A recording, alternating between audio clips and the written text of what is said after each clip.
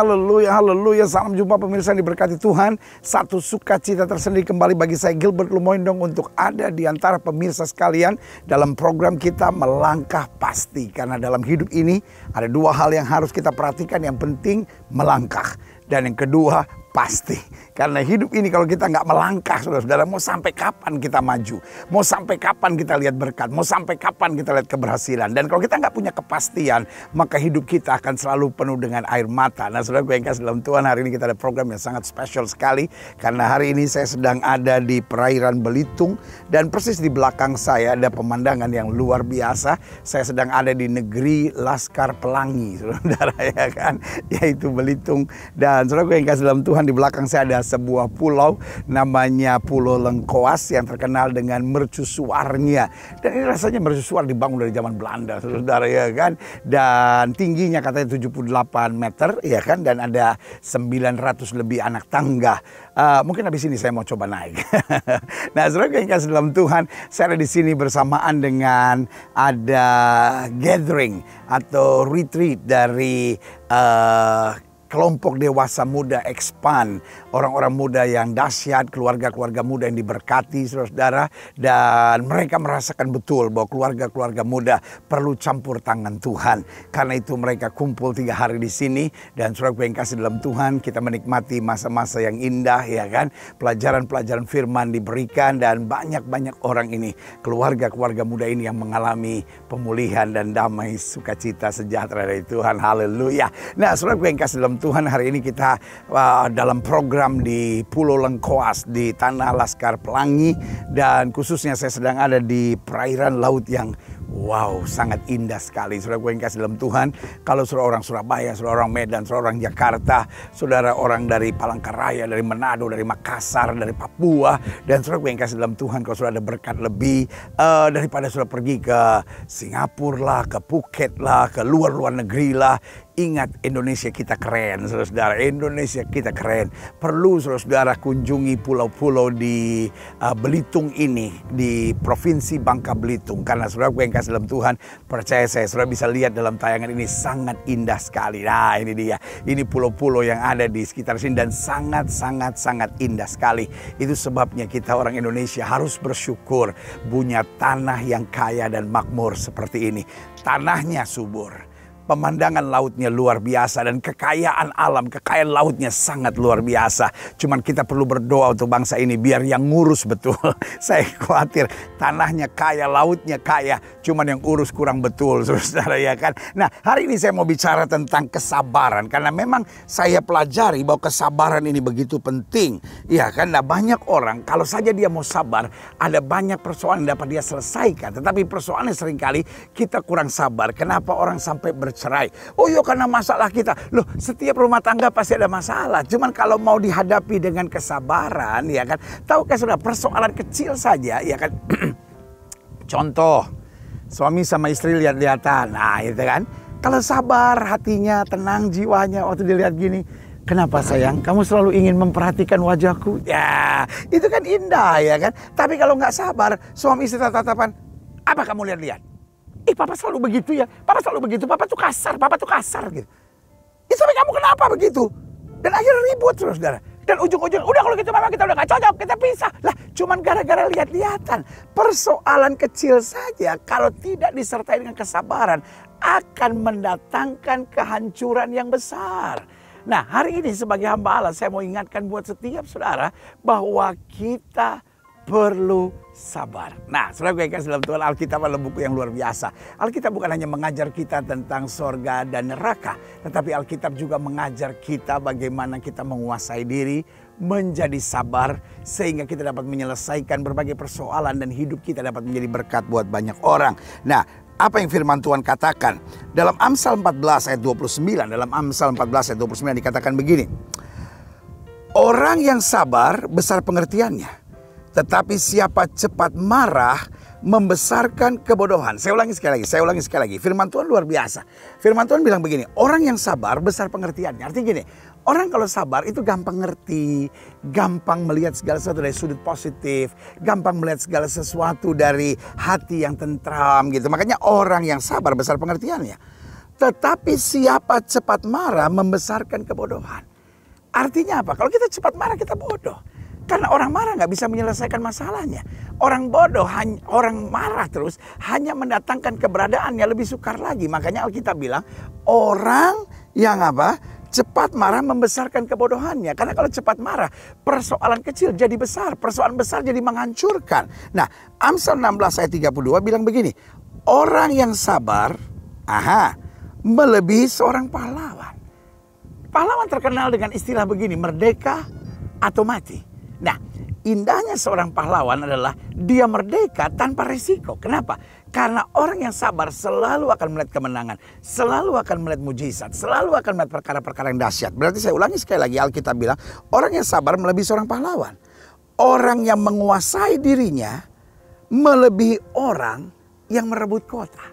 Nah, pada zaman dulu ketika kota direbut pasti ada korban yang berjatuhan. Nah, indahnya kesabaran adalah ada kemenangan tanpa korban harus berjatuhan. Saudaraku yang kasih dalam Tuhan, betul dengan bentakan dan makian.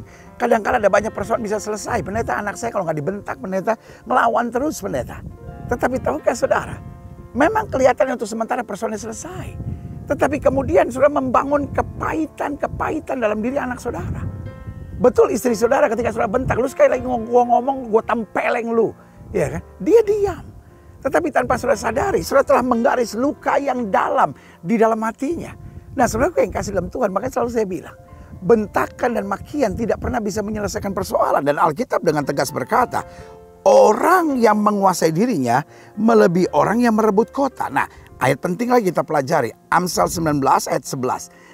Saya akan baca dulu beberapa ayat buat setiap saudara sehingga dalam program Melangkah Pasti di perairan Laut Belitung, ketika di belakang saya persis ada pulau yang sangat indah yaitu Pulau Lengkoas, menjadi tujuan wisata dari orang mancanegara bahkan dari seluruh dunia, saudara-saudara, karena ini pemandangan yang sangat luar biasa.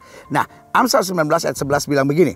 Akal budi membuat seseorang panjang sabar. Nah, artinya gini, orang itu kalau akalnya panjang, orang itu kalau budinya baik. Makanya Alkitab bilang akal budi membuat seorang panjang sabar dan orang itu dipuji karena memaafkan pelanggaran. Artinya apa? Kalau kita nggak bisa sabar, kita emosian, kita marah, kita benci, kita dendam, ya kan? Maka kita akan dipandang rendah. Orang akan menertawakan kita. Katanya beragama, katanya orang Kristen, katanya beriman, katanya percaya Tuhan. Tetapi kenapa kok orangnya nggak bisa ngampuni? Nah, hanya orang sabar yang bisa ngampuni. Makanya Alkitab bilang, akal budi membuat seorang panjang sabar. Artinya apa? Orang yang berakal budi selalu berpikir, udahlah dia ngecewain saya. Tetapi Allah turut bekerja dalam segala perkara untuk mendatangkan kebaikan. Jadi dia nggak melihat segala sesuatu dari sisi negatifnya. Tetapi dia melihat segala sesuatu dari apa maksud Tuhan. Karena Alkitab bilang begini, manusia boleh mereka-rekakan yang jahat, tetapi Allah mereka-rekakannya untuk kebaikan. Berarti untuk setiap masalah yang berat,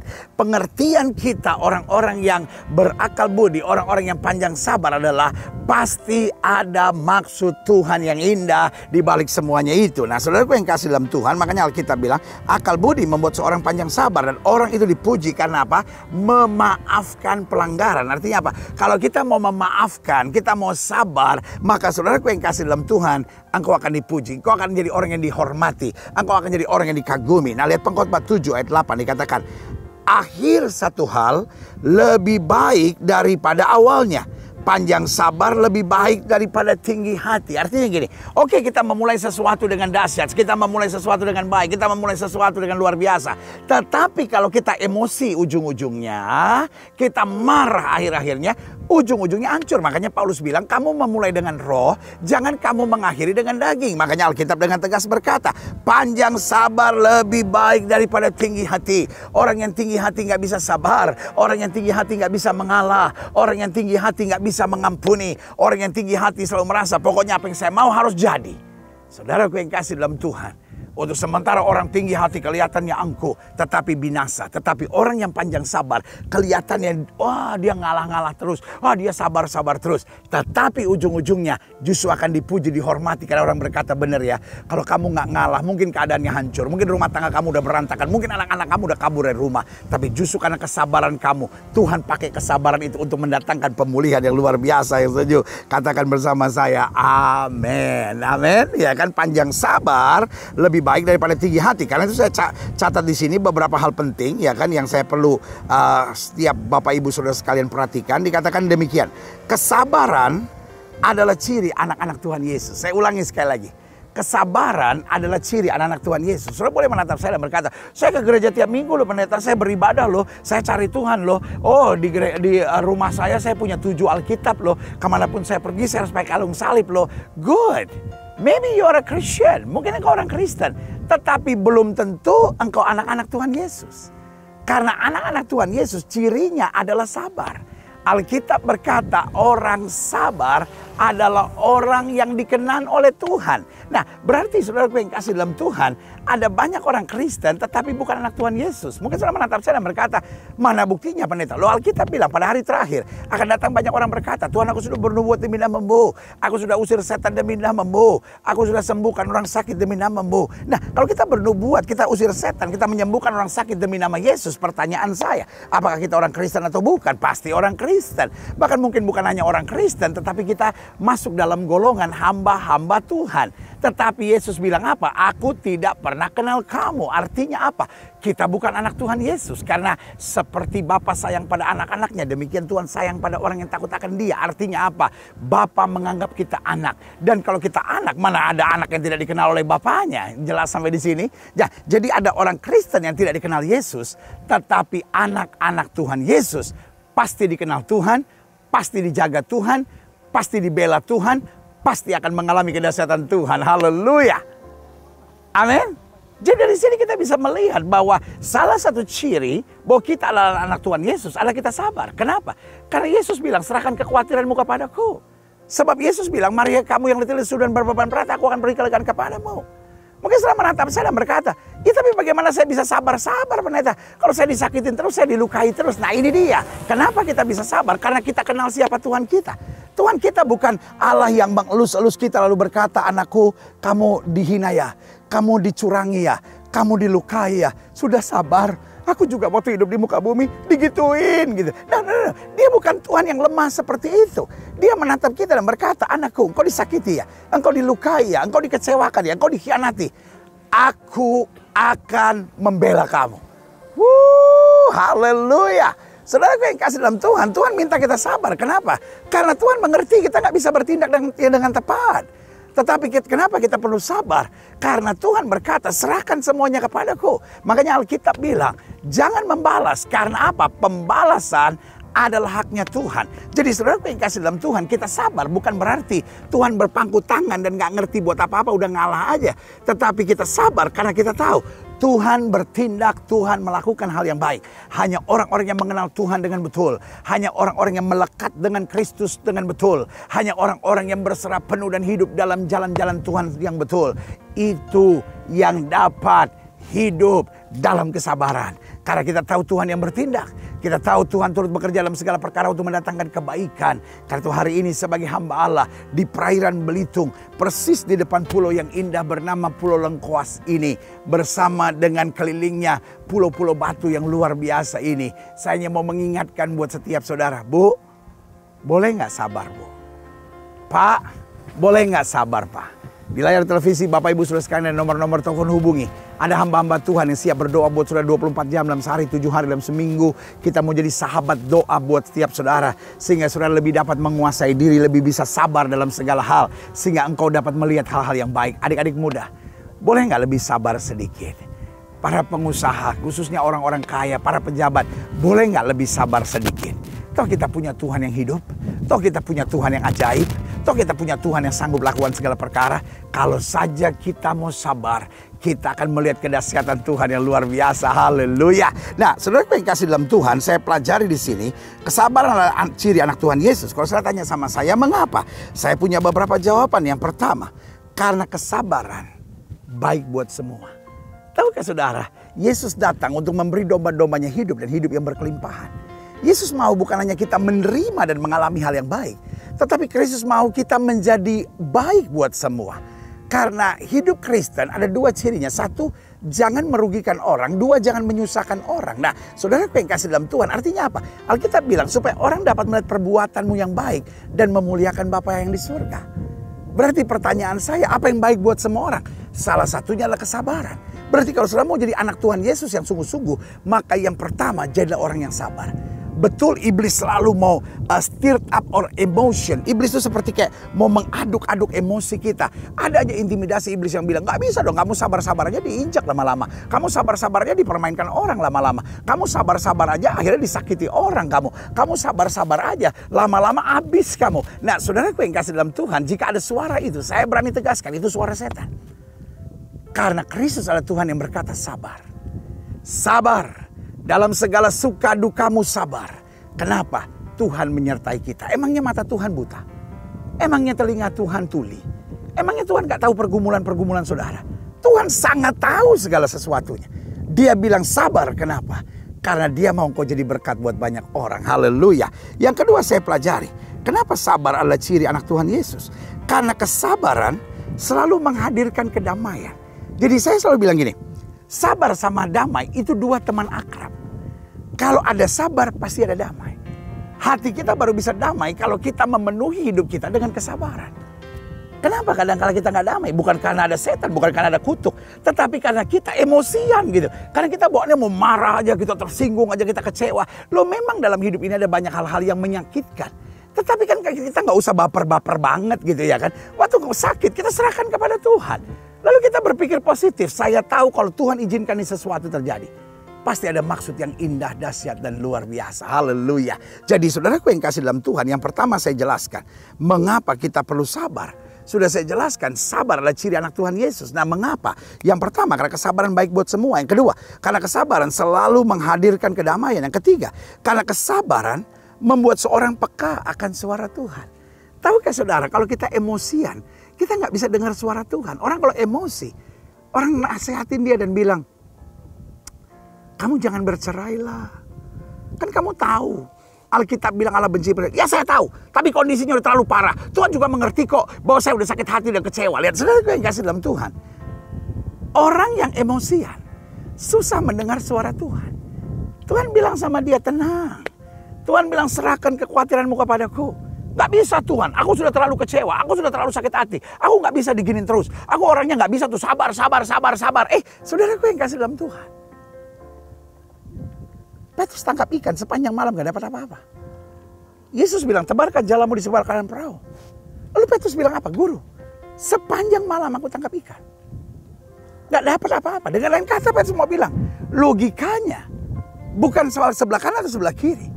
Petrus mau bilang, I'm the expert, saya ahli. Saya tahu persis bagaimana cara menangkap ikan. Don't try to teach me.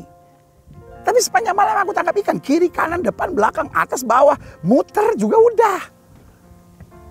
Tetapi tiba-tiba karena dia sabar. Dia bilang apa? Karena engkau menyuruhnya. Wah, bisa nggak hari ini kita bilang, Tuhan saya secara manusia marah sekali Tuhan. Saya secara manusia tersinggung sekali. Saya secara manusia kecewa sekali. Tapi karena Yesus yang suruh, aku siap melakukannya. Itu yang saya bilang peka. Orang-orang yang bisa menguasai diri. Orang-orang yang sabar. Orang-orang yang tahu berserah kepada Tuhan. Akan menjadi orang yang peka akan suara Tuhan. Dan pentingnya kita peka akan suara Tuhan. Orang yang mendengar suara Tuhan akan kuat menghadapi tantangan. Orang yang mendengar suara Tuhan akan mengambil jalan yang benar dalam hidupnya. Orang yang peka akan suara Tuhan akan bertahan dalam menghadapi tantangannya. Orang yang peka akan suara Tuhan akan selalu menyadari bahwa Tuhan adalah Allah yang hidup, yang mengerjakan perkara-perkara dahsyat. Yang setuju dalam hatinya katakan amin. Iya kan? Ngerti mau saya? Iya kan? Selanjutnya saya pelajari. Mengapa kesabaran adalah ciri anak Tuhan Yesus? Karena kesabaran menutup celah-celah iblis dalam kehidupan. Tahukah saudara, iblis paling senang dengan orang-orang yang emosian. Orang-orang emosian, bahasa saya bilang makanan empuknya setan, saudara. Tetapi sebaliknya, orang-orang yang menguasai diri, orang-orang yang sabar, itu menutup celah buat setan. Orang-orang emosi kan yang gampang pergi ke dukun. Orang-orang emosi kan yang udah emosi akhirnya berteriak, cerai saja kita. Orang-orang emosi kan yang bisa tempelin istrinya. Lalu kemudian sadar, aduh saya ini laki-laki yang bodoh. Masa saya laki-laki kok pukulin perempuan? Bodoh banget saya ini. Iya kan? Orang-orang yang emosian kan, yang waduh pokoknya saya mesti dapat ini, saya mesti dapat ini. Kalau perlu pakai jalan yang halal, nggak bisa jalan haram. Kalau perlu korupsi. Itu kenapa? Emosian, apa yang dia ingin harus dia dapatkan. Saudaraku yang kasih dalam Tuhan, orang sabar, dia menutup celah untuk iblis. Sehingga walaupun dia ingin sesuatu, dia sabar. Kalau waktu Tuhan pasti jalannya benar. Saudaraku yang kasih dalam Tuhan, hidup ini bukan soal apa mendapat yang baik. Tetapi kita harus mendapat yang baik dengan jalan yang baik. Ada banyak orang berasa dia ingin dapat yang baik tapi belum dapat. Dia halalkan segala cara. Itu yang saya bilang, orang-orang emosi. Makanya orang sabar selalu akan melihat pertolongan Tuhan, kemuliaan Tuhan, dan kedahsyatan Tuhan. Haleluya. Nah, saya pelajari selanjutnya bagaimana latihan untuk sabar. Karena saudaraku, saya pelajari sabar nggak terjadi tiba-tiba.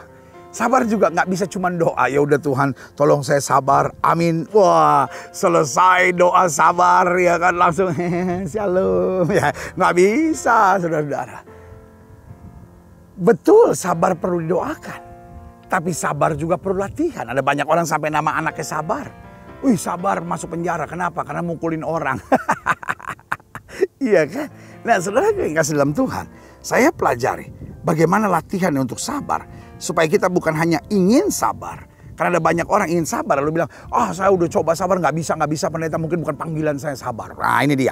Karena sabar perlu latihan. Satu, sediakan waktu untuk membuang sifat sombong serta arogan. Jadi emosi itu datang dari dua hal.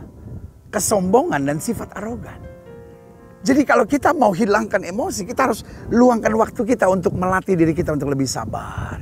Setiap ada kesombongan mulai memuncak, setiap kali sifat arogan kita mulai keluar, sabar, tenangkan diri. Enggak, saya nggak boleh begitu. Saya anak Tuhan Yesus. Saya harus jadi berkat, saya harus jadi saksi Tuhan. Saya harus lewat hidup saya orang bisa melihat kemuliaan Tuhan. Amin. Dan untuk itu mesti sediakan waktu. Yang kedua, sediakan waktu untuk merenungkan dan memperkatakan firman.